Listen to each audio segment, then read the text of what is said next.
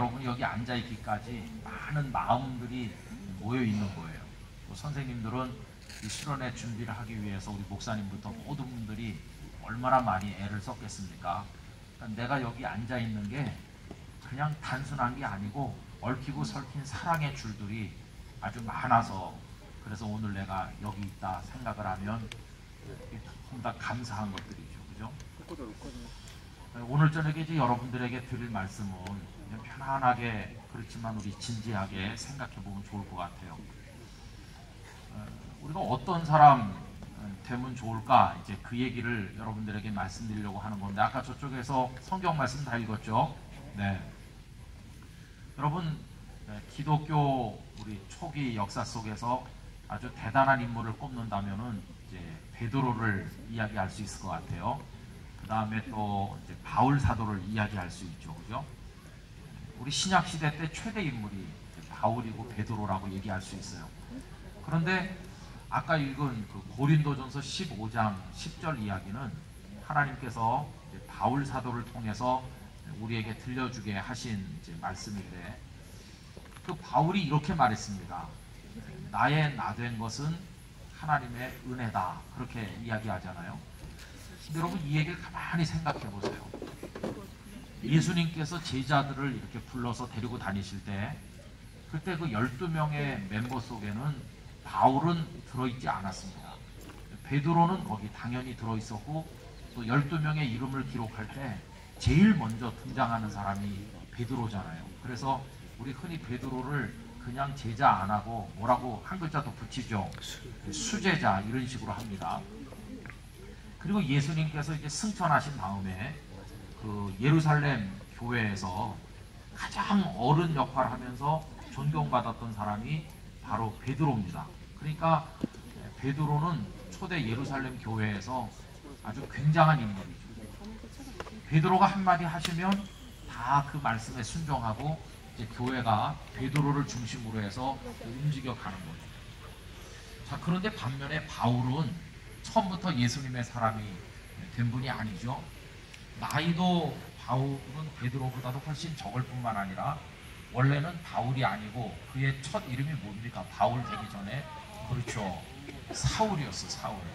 근데 그때는 이름만 사울인 것이 아니라 예수님의 적이었어요. 예수님을 믿는 사람들을 핍박을 하는데, 그 사도행전 7장에 보면 스데반이라는 아주 훌륭한 집사님이 계시는데, 이분을 끌고 나가서 돌로 쳐 죽일 때, 그때는 이제 투석형을 하잖아요. 그럴 때 이 옆에서 증인 노릇하면서 앞장섰던 사람 중에 한 사람이 바로 그 사울이라는 청년이었어요. 그리고 예수님을 믿는 사람을 다 잡아다 감옥에 놓고 이제 그렇게 했던 사람이죠. 그런데 그 사람이 다마스커스, 오늘날 이제 시리아의 수도가 다마스커스인데, 거기 있는 크리스찬들을 잡아가지고 예루살렘으로 끌고 오려고 가던 도중에 평생에 2번 있기도 어려운 경험을 하는 거죠. 그게 뭐냐 하면은 대낮에 12시에 햇빛이 쫙 내리쬐는 가장 뜨겁고 밝은, 그보다 더 밝을 수 없는 대낮인데, 그 태양빛보다 더 밝은 빛이 이 사울이라는 청년을 쫙 비추는 거예요. 그때 그 사울이 이제 눈이 멀어버리면서 나가 떨어지죠. 더듬거리면서 아무것도 볼 수 없게 돼요. 그래서 사람들이 그를 부축해가지고 그 다메스커스, 성경에 다메섹이라고 나오는데 그리로 들어가죠. 사람들을 잡아가려고 왔던 사람이 남의 손에 붙들려 끌려가는 신세가 됐으니까 완전히 반대로 된 거예요. 근데 그러고는 이제 앞을 못 본 채로 음식도 다 이제 끊고, 너무나 큰 충격이기 때문에 3일 동안 아무것도 안 먹고 이제 있는 거죠. 그런데 그 다마스커스에 살고 있던 아나니아라는 분이 찾아옵니다. 찾아와가지고 이 사울의 귀를 의심하게 만드는 이야기를 하는데, 형제 사울이여, 그렇게 하면서 하나님께서 나를 당신에게 보냈다. 여러분, 이 사울이 자기 존재가 하나님과 연결되어 있다는 걸 그 전에 얼마나 진지하게 깨달았을까요? 그냥 자기는 하나님을 열심히 믿는다고는 생각했겠지만, 이 세상의 그 많은 사람 중에서 하나님께서 자기를 이렇게 내려다보고 계시고, 하나님의 어떤 사인이 임했고, 아나니아라는 사람을 보내서 나를 위해서 기도해 주신다, 하나님이 나에게 관심이 있으시다, 이걸 생각했을 때 얼마나 놀랐을까요? 저는 우리 영락교회 고등부 학생들이 하나님께서 여러분 한 사람 한 사람에게 관심이 있다는 사실을 깨닫게 되기를 원합니다. 나는 그냥 이렇게 아무렇게나 굴러다니는 그런 존재가 아니에요. 그 실존주의 철학자들이 하는 말처럼 길바닥에 걸어가다 보면 발끝에 툭 채이는, 있어도 그만이고 없어도 그만인 그런 돌멩이가 아니에요. 그런 존재가 아니고 하나님께서 우리를 엄청나게 사랑하시는 그런 존재로 있는 거예요. 저 불 때문에 벌레가 모이는 것 같죠? 예, 저 불을 하나 좀 이렇게 꺼서, 네, 꺼도 될 것 같아요. 네, 그 불 때문에 여기 지금 벌레가 많이 모여가지고 우리 학생들이, 네, 네, 불을 뭐 꺼도 제 소리는 잘 들리니까. 네, 있습니다. 동시에 물려 있어서. 괜찮죠? 네, 이제 저를 마음의 눈으로 보세요. 그래가지고 여러분 한 사람 한 사람이 하나님과 연결되어 있다고 하는 것을 깨닫게 되기를 정말 원해요. 그래서 나는 그냥 아무렇게나 살아도 좋을 사람은 아니고 하나님께서 지금도 나를 내려다보고 계시고 하나님의 사랑의 줄이 나를 엮어서 인도하고 계시다. 여러분 그거를 꼭 알게 되기를 원합니다. 우리는 그런 존재예요. 사울은 그런 걸 잘 몰랐는데 주님의 빛이 자신을 비추는 순간 그 사실을 깨닫게 되는 거예요. 그리고 이 아나니아 집사님이 와서 말을 해요. 사울, 당신은 당신의 마음대로 살 존재가 아니고 하나님께서 당신을 다 택했다고. 그래서 전 세계에 널리 보내서 하나님의 복음을 전할 하나님의 사람으로 다 택했다고. 그래서 하나님께서 날 보내신 거라고 얘기해요. 그러면서 사울을 위해서 기도를 해줬더니 그 눈이 멀어버렸었는데 눈에서 비늘 같은 게 이렇게 떨어지면서 다시 세상을 활짝 보게 됐어요. 그 이전에 보던 세상은 예수님의 적으로 살 때 보던 세상이었고, 아나니아 이분이 와서 기도해 준 다음에는 이제는 예수님의 사람으로 바뀌어 가지고 세상을 새롭게 보는 거예요. 똑같은 세상이죠. 똑같은 세상인데 다른 세상으로 보이는 거예요. 여러분 이제 우리 학생들 중에 이미 하나님의 은혜라는 것을 경험해 본 사람도 있고 듣기는 들었지만 그게 뭘까 궁금하게 생각하는 사람도 있을 텐데, 하나님께서 나를 만져주시고 내 인생에 개입하시고 나를 사랑하신다는 걸 성령님께서 깨닫게 해주시면 똑같은 상황인데 세상이 다르게 보입니다. 그래서 같은 부모님, 같은 가정, 또 같은 경제적 상황, 똑같은 학교, 똑같은 친구, 하나도 달라진 게 없지만 세상을 보는 내 눈이 달라지는 거예요. 그러면 옛날에는 내 형편에 대해서 원망하기도 하고 불평하기도 했었는데 이제는 그냥 감사하는 거예요. 너무너무 감사하다. 그러면서 내 삶을 소중하게 여기게 되고 하나님 앞에서 아름답게 살아가게 되거든요. 여러분 이게 인생이 변화되는 겁니다. 사울은 그때부터 이제 달라졌어요. 딴 사람이 되는 거죠. 그래서 똑같은 그 예루살렘 그 상황이고 예수님을 핍박하는 사람들이 있고 한데 이 사울이 이제는 다른 사람이 됐어요. 이제는 복음을 핍박하는 사람이 아니라 예수님을 증거하는 사람으로 180도 그 존재가 전환되는 그런 체험을 하는 거예요. 그래서 사울이라는 사람이 세상을 이렇게 살아가는데 공기를 들이마시고 밥을 먹고 뭐 이런 식으로 살고 똑같은 사람이 사는 것 같지만 이제는 다른 사람이 사는 거죠. 전혀 그 인생의 내면이 바뀌었어요. 지금 여러분들을 제일 힘들게 하는 거는 공부일 거라고 생각하는데 여러분 공부도 그렇습니다. 그냥 뭐 학교에 가는 거고 뭐 대학을 가야 되는 거고 뭔가 잘 살아야 되니까 공부를 안 할 수도 없고, 그렇다고 공부가 재밌어서 한다는 말은 나는 지금까지 믿지 않는데 공부가 재밌었어요. 그런 학생이 가끔 있습니다. 공부하는 게 너무나 재밌었고 뭐 나는 교과서만 공부했고 그런 사람 가끔 있잖아요. 근데 공부가 진짜 재밌어서 했을까? 그게 아직도 잘 실감이 안 나요. 왜냐하면 공부는 언제나 부담스러운 것이었으니까. 근데 여러분 그게 다 여러분들에게도 똑같이 짐일 거 아니겠어요? 근데 은혜를 받고 나면 이제 공부를 왜 하느냐에 대한 생각이 달라지는 거죠. 눈이 달라졌으니까 내 인생을 보는 눈도 달라지고 하여튼 사울이 그래서 이제 변했어요. 그러면서 이제 예수님의 복음을 전도하는 사람이 되니까 베드로랑 입장이 같아진 겁니다. 옛날에는 사울이 볼 때는 베드로는 빨리 죽여서 없애야 될 사람이었겠죠. 베드로가 교회 대표니까. 근데 이제는 사울이 볼 때 베드로야말로 가장 존경스러운 예수님의 제자 아닙니까? 여러분, 이제 이 대목이 중요한 거죠. 그러면 예수님을 위해서 자신의 생애를 바치기로 결심한 이 사울인데 이제 교회 안에 한 멤버로 들어왔죠. 전에는 교회 바깥에서 예수님을 믿는 사람 핍박하고 그러다가 이제는 교회 한 구성원이 돼갖고 들어오니까 누가 제일 부러웠겠어요? 베드로가 제일 부러웠을 것 같아요. 이런 원망을 주님 앞에 했을지도 몰라요. 이런 기도죠. 주님, 왜 주님께서 12명의 제자를 부를 때 왜 저는 그 속에 포함이 안 됐습니까? 저 지금 주님을 누구보다도 사랑하는데 저 베드로는, 요한은 일찍부터 12제자 속에 포함되는 영광을 얻었는데 저는 뭡니까? 이런 거죠. 저는 이제 뒤늦게 핍박자로 살다가 이제서야 겨우 예수님을 믿게 돼가지고 이제 들어왔는데 왜 저를 베드로처럼 되게 하지 않으셨어요? 이런 원망을 할 수도 있지 않겠습니까?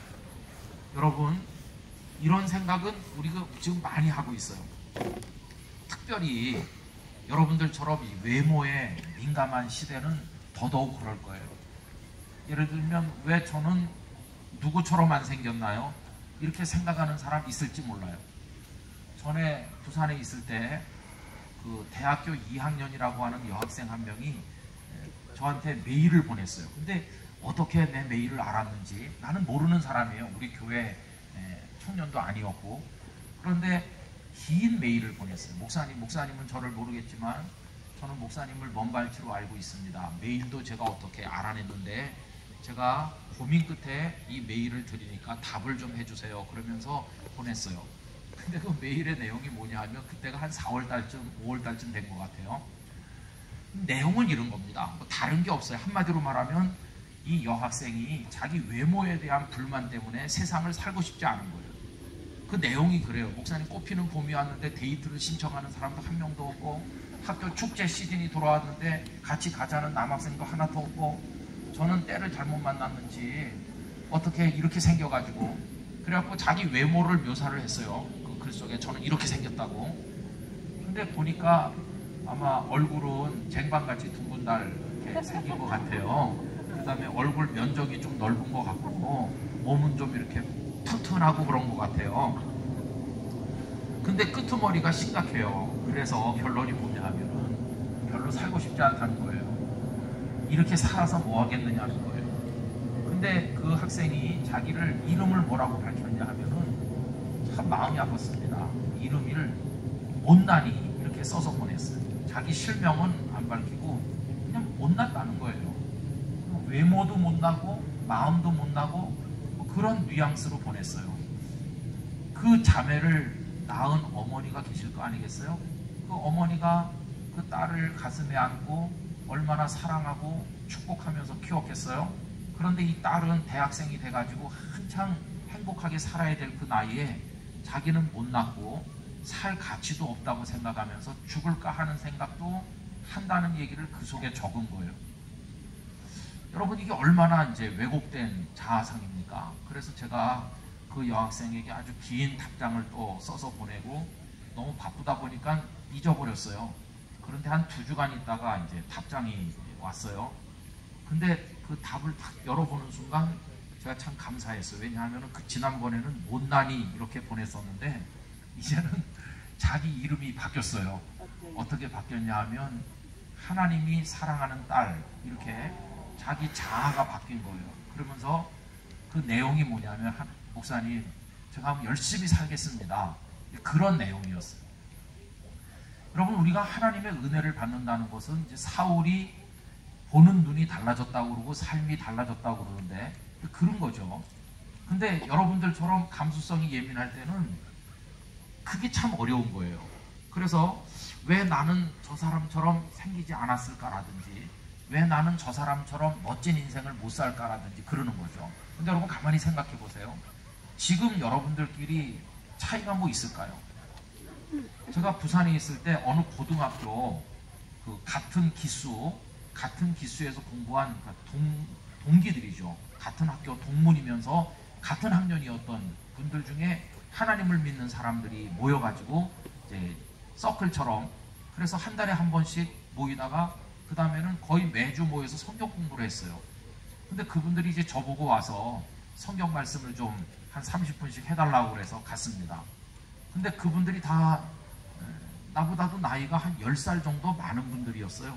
어떤 땐 부부가 같이 오기도 하고 또 이제 남자분들만 오기도 했는데, 근데 거기서 그런 얘기를 하는 거예요. 우리 머리 빡빡 깎고 고등학교 교복 입고 학교 다닐 때는 거의 비슷했대요. 거의. 그러니까 뭐 그저 어떤 애는 키가 좀 크고 키가 좀 작고 어떤 애는 공부를 좀 잘하고 뭐 성적이 조금 떨어지고 뭐 그런 정도밖에는 차이가 안 났는데, 한 30년 지난 다음에 가서 만나보니까 인생이 너무 달라졌더라는 거예요. 너무 다른 방향으로 퍼져갔더라는 거예요. 그래서 고등학교 때는 다 걔가 걔 같고 별 차이가 없었대요. 차이가 그냥 조금 있었대요. 아마 지금 여러분들이 그럴 거예요. 여러분들이 다 지금 비슷해요. 다 고등학생이고 동일한 대한민국 고등학교 환경 속에서 지금 있고 차이가 그냥 조금 있죠 지금은. 그런데 앞으로 30년 40년 후가 되면 지금은 조금인 그 차이가 나중에는 엄청난 차이로 달라질 거예요. 좀 내가 지금 말하는 차이라는 게 누군 뭐 돈을 많이 벌었다, 누군 못 벌었다 그런 걸 말하는 게 아니라 자기 인생을 살아가는 목적이나 삶의 기쁨을 느끼고 행복하게 사는 그 모습이 하늘과 땅만큼 달라진다는 거예요. 그래서 이제 그 과정 속에서 사람들이 겪는 딜레마가 뭐냐 하면은 왜 나는 저 사람처럼 못 될까? 그거죠. 그죠? 저 사람은 나보다 굉장히 빨리 앞서간다. 나랑 비슷했었는데 어떻게 나는 처지고 저 사람은 저렇게 가고, 아니면 또 저 사람은 동쪽으로 가는데 왜 나는 서쪽으로 가고 있을까? 이런 거. 그런 게 많은 거예요. 근데 아까 읽은 그 고린도전서 15장 10절에 보면 바울 사도가 굉장한 얘기를 하는 거예요. 하나님, 저도 기왕이면 예수님의 12 제자 속에 포함돼 가지고 저도 베드로처럼 되고 싶은 마음이 있는 건데 왜 저는 12명 속에 아예 포함도 못했습니까? 하나님 너무합니다. 내 인생은 핍박자로 살다가 이제서야 돌아왔으니 왜 나에게는 처음부터 기회를 안 주셨나요? 이렇게 원망할 수 있잖아요. 근데 바울은 하나도 원망을 안 해요. 거기 뭐라고 얘기합니까? 나의 나 된 것이 하나님의 은혜라고 말해요. 이게 무슨 얘기일까요? 내가 베드로처럼 살지 못해서 하나님 원망하거나 그런 생각 하나도 없다는 거예요. 오늘 내가 나 바울로 살아가는 것에 대해서 하나님 앞에 감사한다는 거예요. 그러니까 이 바울은 오늘의 자기 모습에 대해서 감사하면서 주님을 따라 평생을 살았어. 나는 왜 베드로처럼 못 살까? 그거 하나도 원망하지 않았어. 이 얘기를 여러분들에게 먼저 말씀드리는 이유는 이겁니다. 여러분, 우리는요 학교에서나 가정에서나 주변에서 맨날 듣는 얘기가 있어요. 그게 뭐냐 하면은 너는 최고가 돼야 된다는 얘기를 많이 들어요. 그래서 베스트 원이 되라고 많이 얘기해. 너는 뭐 공부라든지 뭐라든지 베스트가 돼야 된다고. 그래서 맨날 그게 우리에게 스트레스를 주는 거예요. 그죠? 여러분, 그 베스트 원은 하나밖에 없잖아요. 근데 어떻게 모두가 다 베스트 원이 되겠습니까? 근데 바울 사도는 베드로처럼 최고의 기독교 인물이 못된 거를 원망하거나 그러지 않았어요. 자기는 자기 인생을 가는 거죠. 나 바울의 인생을 가는 거다. 베드로는 예루살렘에서 복음을 가르치시고 나는 고린도도 가고 아테네도 가고 이방 지역을 다니면서 나는 나의 인생을 하나님 앞에 사는 거다. 그래서 오늘 저녁에 여러분들에게 드리고 싶은 얘기는 이거예요.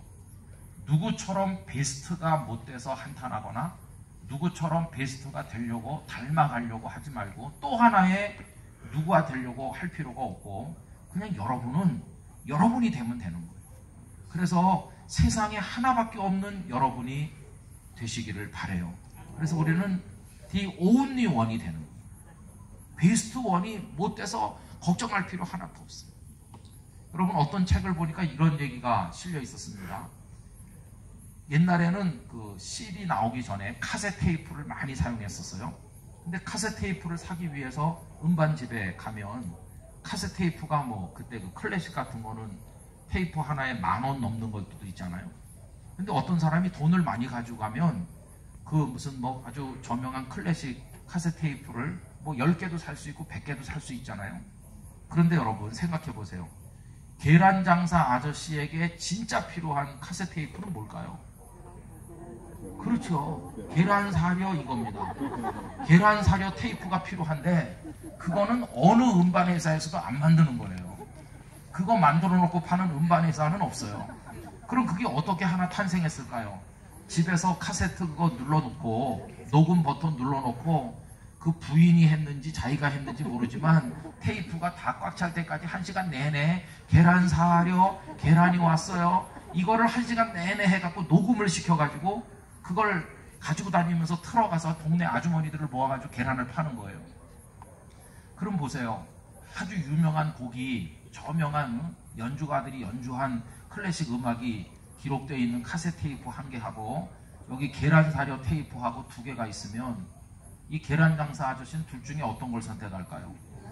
그렇죠. 이쪽 게 포장도 잘 돼 있고 저명한 사람이 연주한 거고 다른 사람은 이게 좋다고 하겠지만 계란 장사 아저씨한테는 이거 10,000개 갖다 줘도 소용이 없어요.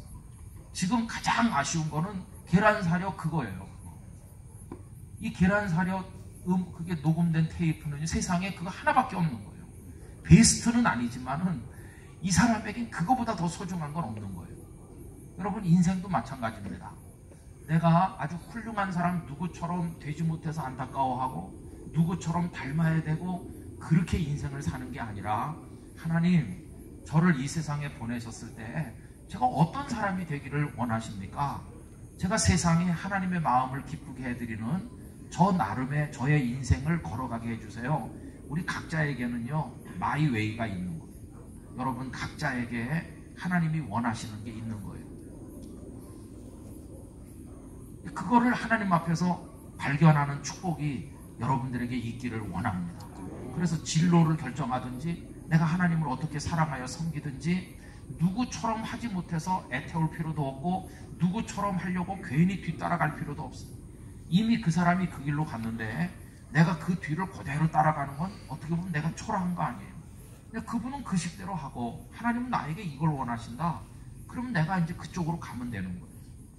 그래서 계란 장사 아저씨에게 그 테이프가 아니면 안 되는 것처럼 하나님 저 하나님 앞에서 너 아니면 안 된다. 그런 말씀을 듣는 사람이 되고 싶습니다. 여러분 그런 어떤 영적인 여러분의 삶에 대한 욕구를 가지게 되시기를 바랍니다. 하나님께서 그런 사람을 기뻐하는 거죠. 그렇게 계란 장사 아저씨가 그 테이프를 잃어버렸다가 찾으면 얼마나 기뻐하겠어요. 이건 정말 너무너무 기쁜 일이죠. 아니면 1시간 동안 또 녹음을 다시 해야 될 판인데 그걸 찾았으니까 얼마나 기쁘겠어요.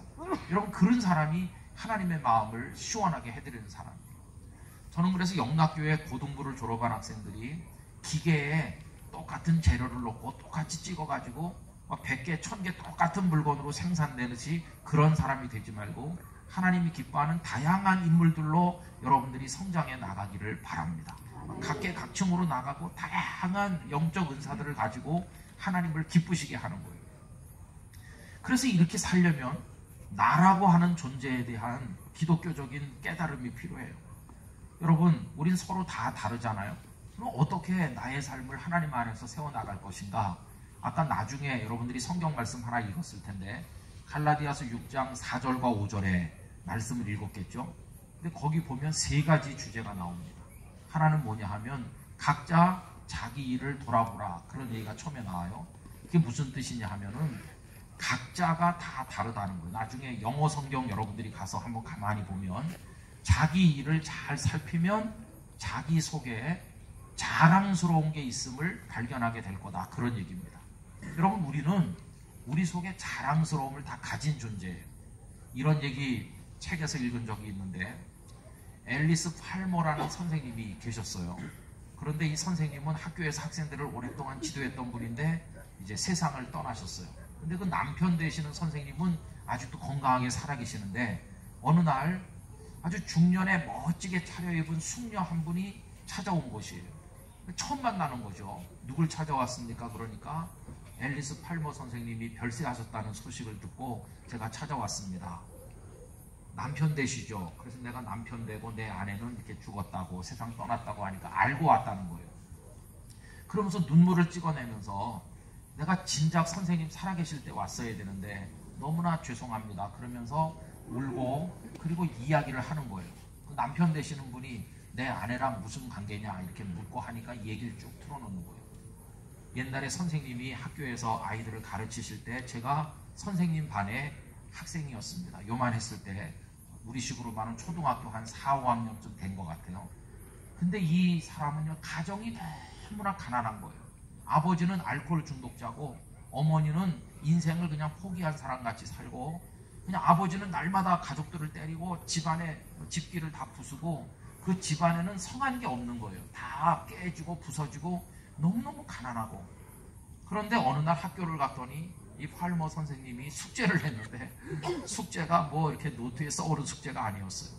각자가 자기 집에 가서 가장 자랑스러운 거 친구들에게 다 이렇게 보여줘도 좋을 만큼 진짜 자랑스러운 거를 하나씩 가지고 와서 친구들 앞에 공개하는 게 그게 숙제였어요. 그랬더니 이 학생은요 큰 충격을 받은 거예요. 왜냐하면 자기 집에는 넝마 조각처럼 다 떨어진 옷에 다 깨진 물건밖에 없는데 뭘 가지고 와서 친구들한테 보여줘야 될지 큰 충격이 됐어요. 그런데 그 다음날 이제 드디어 학교에서 학생들이 만났잖아요. 한 명씩 나와서 자기가 자랑스럽게 여기는 걸 꺼내가지고 보이는 거예요. 이건 뭐 우리 아빠가 외국에 갔다 올 때 사온 인형인데 이렇게 말하는 사람도 있고 하여튼 자기 좋은 걸 얘기하는데 드디어 이 여학생 차례가 됐어요. 선생님은 이 여학생 차례가 됐을 때 간을 졸이면서 긴장했어요. 왜냐하면은 내가 숙제를 잘못 내줬다 생각한 거예요. 선생님이 이 여학생이 받았을 마음의 상처를 생각하니까 이런 숙제를 내지 말았어야 되는데 선생님이 밤새도록 후회를 한 것이죠. 그래서 그 여학생이 앞에 나와서 뭐라고 말할 건지가 큰 이제 궁금증을 불러일으키는 것이고 반 아이들이 다 그 아이를 쳐다보는 거예요. 그런데 그 여학생은 빈손이에요. 집에서 가져올 게 아무것도 없으니까. 그런데 그 여학생이 앞에 나와서 부끄럽게 조금씩 말을 시작했어요. 너희들도 알다시피 우리 아빠는 술을 많이 잡수시고 우리를 날마다 때려. 그리고 우리 집에 너희들도 알다시피 다 가난하고 우리 가지고 올 게 없었어. 그래서 나는 밤새 많이 울면서 내 친구랑 그 동생들이랑 같이 침대에 누웠는데 침대도 낡아가지고 밑이 쑥 빠졌고 그리고 한 침대에 3명씩이나 자면서 우린 그렇게 살아. 너네도 다 알지. 이렇게 얘기하는 거예요. 그런데 그 아이가 갑자기 눈을 반짝이면서 그런데 우리 집에도 아름다운 게 있었어. 그러면서 얘기를 시작하는 거예요. 그 아름다운 건 이거였습니다. 내가 어저께 밤에 울면서 잠이 들었는데 오늘 아침에 눈을 떠보니까 태양이 떠올라서 우리 집 깨진 유리창 사이로 창문 틈으로 그 햇빛이 쫙 방안을 비추는데 내 동생이 내 팔을 베고 누워서 자고 있는데 내 동생의 금발 머릿결이 햇빛을 받아서 반짝반짝반짝하게 빛나는 걸 보는 순간 야 우리 집에도 정말 아름다운 게 있구나. 내가 이걸 찾아냈어. 내가 우리 동생을 데리고 올 수 없어서 그냥 왔지만 아침 햇살에 빛나는 내 동생의 금발 머리칼이 너무나 아름다웠어. 나는 그거를 너희들에게 이야기하고 싶다고 그렇게 말했어요. 그랬더니 선생님이 달려나와서 이 소녀를 콱 끌어안아주면서 확 등을 두드려주고 칭찬해주고 네가 오늘 숙제를 제일 잘해왔다고 막 이렇게 해주는 거예요. 생전 처음 그런 과분한 칭찬을 이제 받는 거죠. 이 아이의 눈에도 눈물이 흐르고 선생님도 눈물을 흘리고 그리고 귀에다 대고 하는 말이 이따가 조용할 때 선생님을 찾아와라. 그래서 이제 이 아이가 나중에 선생님을 조용할 때 찾아가죠. 이 선생님이 그 아이를 끌어안고 미안하다고 선생님이 생각 없이 숙제를 내서 밤새 선생님도 잠을 못 잤는데 네가 정말 멋있는 얘기를 해줘서 선생님이 얼마나 기쁜지 모른다고 그러면서 그 아이를 부둥켜 안고 이런 얘기를 해줬다는 거예요. 너 앞으로 세상을 살다 보면 지금보다도 더 가난해질 수도 있고 더 어려워질 수도 있고 더 슬플 수도 있어. 그렇지만 선생님 얘기 잘 들어라.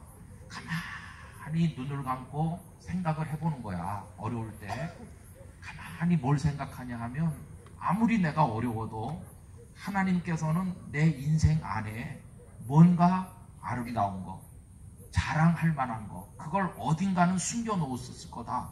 그걸 가만히 생각하면서 찾아보는 거야. 그러면 네가 아무리 어렵고 힘들어져도 너의 인생, 그 인생의 그 원 안에 어딘가에는 하나님이 숨겨놓은 자랑스러운 게 있을 거야. 너는 깨지고 부서진 걸 쳐다보지 말고 하나님이 숨겨놓은 그걸 찾아내려고 노력하면서 살면 너는 반드시 인생을 멋있게 살 수 있을 거야. 근데 그 이야기가 이 학생의 가슴에 깊이 새겨진 거예요. 그리고 나중에 이제 그 학생은 성장해 가면서 많은 인생의 시련을 만났는데 그때마다 선생님 말씀을 생각하는 거예요. 아무리 내가 절망스럽고 어렵고 남들처럼 안 돼도 어딘가 내 인생 속에도 자랑스러운 게 있을 거다. 여러분, 그 갈라디아서 6장 5절 4절 그쪽의 말씀이 자기 일을 잘 살펴서 성실하게 하다 보면 자기 속에 자랑스러운 게 있다는 거 아니에요? 그걸 찾아내는 거예요. 그래서 이 학생은 좌절하지 아니하고 언제나 하나님이 주신 아름다운 걸 찾아내려고 노력하면서 살았더니 여류 사업가로 대성을 해서 아주 이름난 사업가가 됐고, 신문을 보다가 선생님이 돌아가신 걸 알게 돼가지고 이렇게 찾아왔다고 이야기를 하더라는 것이에요. 여러분, 하나님 앞에 있는 우리가 누굽니까? 우리 속을 가만히 보면, 내 인생을 가만히 보면 하나님께서는 각자에게 자랑스러운 뭔가를 다 심어주셨어요. 저는 여러분들이 그거를 찾아내는 눈을 가지게 되기를 원해요. 그걸 찾아내가지고 하나님께서 나에게 이런 달란트, 이런 열정, 이런 장점을 나에게 주셨구나. 그걸 찾아내는 게 너무너무 중요한 것이에요. 여러분, 하나님이 여러분에게 주신 그 축복을 파묻어 놓지 말고 발견할 수 있기를 원합니다. 그 다음에 이제 또 한 가지 그 갈라디아서 말씀에 보면은 다른 사람과 비교하지 말라. 남들에게는 없다는 얘기가 나와요. 이거를 영어 성경에서 보면 그 compare라는 단어를 써가지고 남과 비교하지 말라 이렇게 돼 있어요. 여러분, 아까 그 바울이 베드로가 못된 것에 대해서 하나님 원망하지 않았다고